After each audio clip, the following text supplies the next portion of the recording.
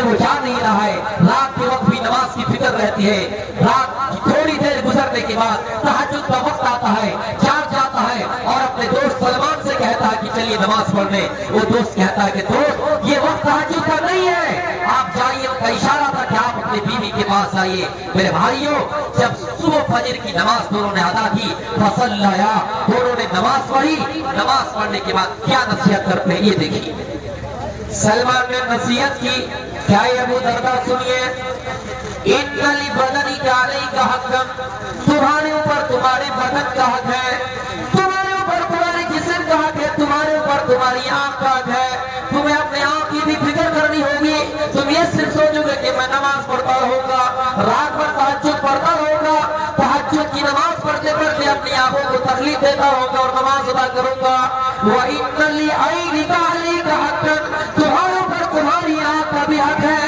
وَإِنَّ لِضَيْفِكَ عَلَيْكَ حَقًّا, تمہارے اوپر تمہاری پڑوسی کا بھی, تمہارے مہمان کا بھی حق ہے. گھر میں مہمان آ جائے تو آپ کو مہمان کی بھی خدمت کرنی ہے, آپ کو مہمان کی بھی دیکھ ریکھ کرنی ہے. میرے بھائی, ایسا نہیں کہ مہمان گھر میں ہے, ہم تہجد میں لگے ہوئے ہیں, ہم اللہ اللہ میں لگے ہوئے ہیں, ہم ذکر اللہ میں لگے ہوئے ہیں, ہم اللہ اللہ میں لگے ہوئے, نبی میں لگے ہوئے ہیں. نہیں, مہمان اگر آیا ہے, مہمان کی آپ کو عزت کرنی ہے. انہوں نے یہ سارا بیان فرمایا اور لاسٹ میں کہا وَإِنَّ لِأَهْلِكَ عَلَيْكَ حَقًّا وَإِنَّ لِزَوْجِكَ عَلَيْكَ حَقًّا, تمہارے اوپر تمہاری بیوی کا بھی حق ہے.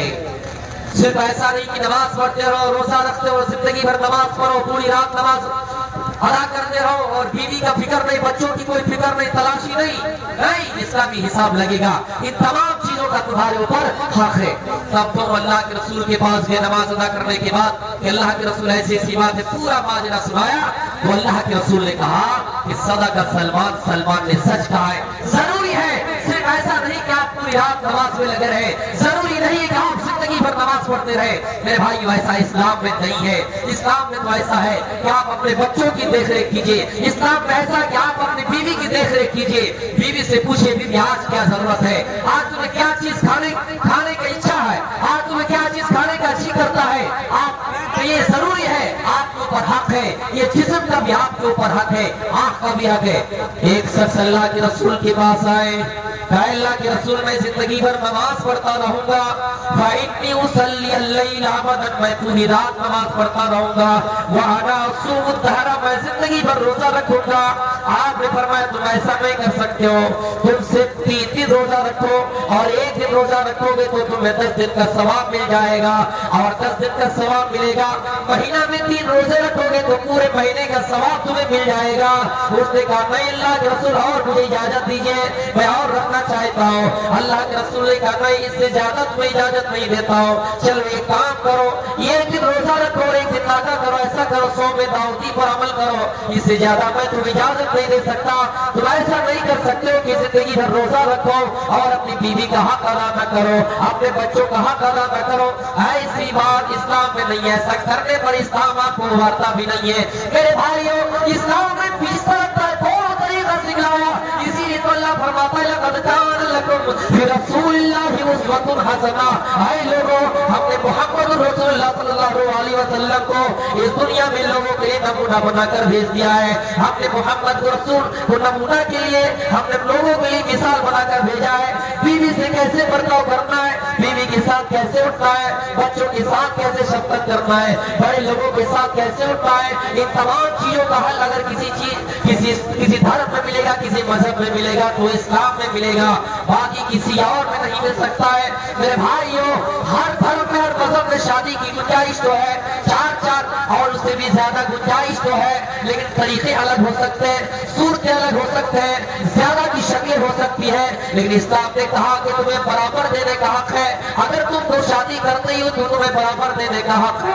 میرے بھائیوں, اسلام یہ دھرم ہے جنہوں نے کہہ دیا کہ اسلام تمہارے لیے کمپلیٹ مذہب ہے, اسلام تمہارے لیے مکمل دھرم ہے. 3 شخص اللہ کے رسول کے پاس آئے, اللہ کے نبی کی بیویوں کے پاس آئے کہ اللہ کے رسول کیسا عمل کرتے ہیں دن میں. جب اللہ کے رسول صلی اللہ علیہ وسلم کی ازواج مطہرات, ہماری اور آپ کی مائیں امہات المومنین نے بتایا کہ اللہ کے نبی کے دن میں ایسا عمل, رات میں ایسا عمل, انہوں نے کہا فقالوا, بہت کم سمجھا, یہ اللہ کے رسول ہیں, ہم کہا قد غفر له ما تقدم من ذنبه وما تأخر. اللہ کے رسول جن کے اگلے پچھلے تمام گناہ معاف کر دیے گئے، بس اتنا ہی عمل کرتا ہے. تو انہوں نے کیا کہا تھا جانتے ہیں؟ میں زندگی بھر نماز پڑھتا رہوں گا. دوسرے نے کہا کہ میں شادی ہی نہیں کروں گا، عبادت میں لگا رہوں گا، جنگلوں میں چلا جاؤں گا، صرف عبادت صرف عبادت صرف عبادت. تو اللہ کے رسول آئے اور کہا تم لوگوں نے ایسی ایسی بات کی، انتم قلتم الذین کذا وکذا.